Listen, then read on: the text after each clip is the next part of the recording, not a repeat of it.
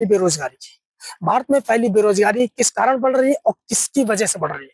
दरअसल बेरोजगारी भारत में बढ़ने का मेन कारण ये है कि गवर्नमेंट जॉब, क्या गवर्नमेंट जॉब, भारत में जो नौकरियां हैं अब वो लिमिटेड रह गई। भारत में जो सरकारी नौकरियां वो लिमिटेड रह गई, बाद बाकी जो प्राइवेट सेक्टर है वो भी खाली। कोई भी व्यक्ति अपने घर से निकलता है, स्कूल इंटर पास होकर सीधा कंपटीशन तैयारी करने लगता है।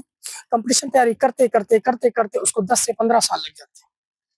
धीरे धीरे धीरे 28 साल का हो जाता। 28 साल के बाद में वह जब जॉब नहीं लगती या गवर्नमेंट सेक्टर में नहीं जा पाता तो अपना धंधा चालू करना सोचता है।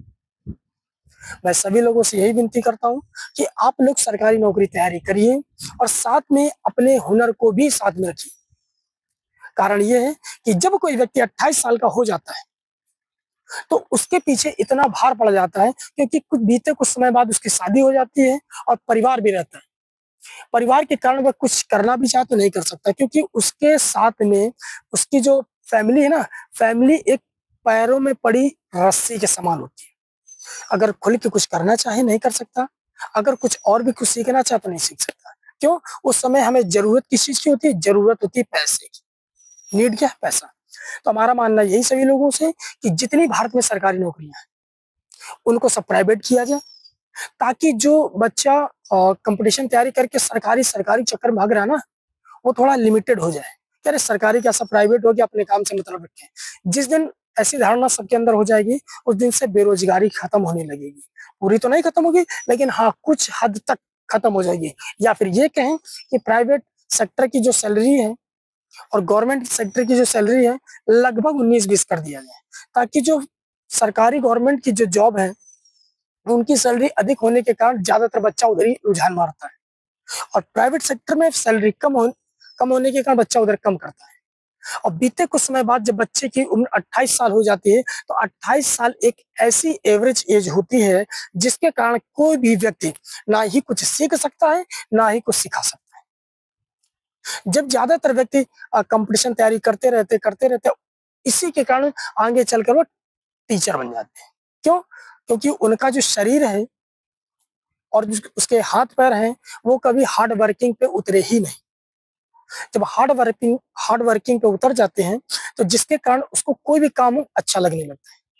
और सबसे मेन कारण ये होता है कि जब कोई व्यक्ति ज्यादा देर तक या ज्यादा समय पढ़ाई में लेता है, अगर उसको सफलता नहीं मिलती है तो जब वह घर लौटता है तो पास पड़ोस समाज वाले भी उसको कहते हो गई तैयारी, गए थे तैयारी करने। तो ये एक पढ़ाई पे धब्बा लगने वाली बात होती है। हालांकि जरूरत नहीं है कि सभी लोग पढ़ाई कर रहे तो नौकरी लग जाए। पढ़ाई का मतलब ये होता है कि हम किसी भी फील्ड में या किसी भी क्षेत्र में कितनी जल्दी जल्दी कवर कर लेंगे। पढ़ाई का मतलब यही होता है कि हम अब अनजान में किसी भी चीज को समझ सकते हैं। जब तक पढ़ाई का मतलब नौकरी पाना रहेगा तब तक नौकर तैयार होते रहेंगे भारत में।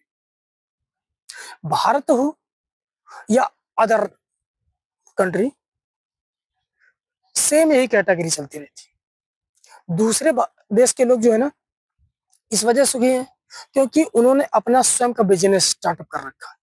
उनको ना ही किसी सरकारी से मतलब है ना ही तरकारी से मतलब।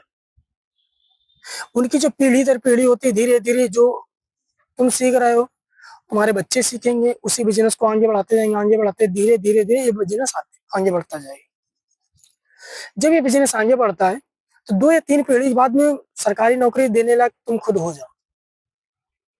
तो सभी से यही आग्रह है कि कंपटीशन तैयारी हो या एजुकेशन हो, आप उतना पकड़िए जितने तक लिमिटेड है। 25 साल तक आपने सीखा, 25 साल के बाद में आपके पास 3 साल का टाइम बचा, 28 साल तक की एज का। आप इतने में कोई भी काम सीख सकते हो। अगर आपको नौकरी नहीं मिली तो आप बेरोजगार हो जाओगे क्योंकि बाद में आप पलवा ढोने लायक भी नहीं रहोगे क्योंकि आपको शर्म आएगी। इस चीज को बहुत माइंड सेटअप करके सोचना है। ठीक है।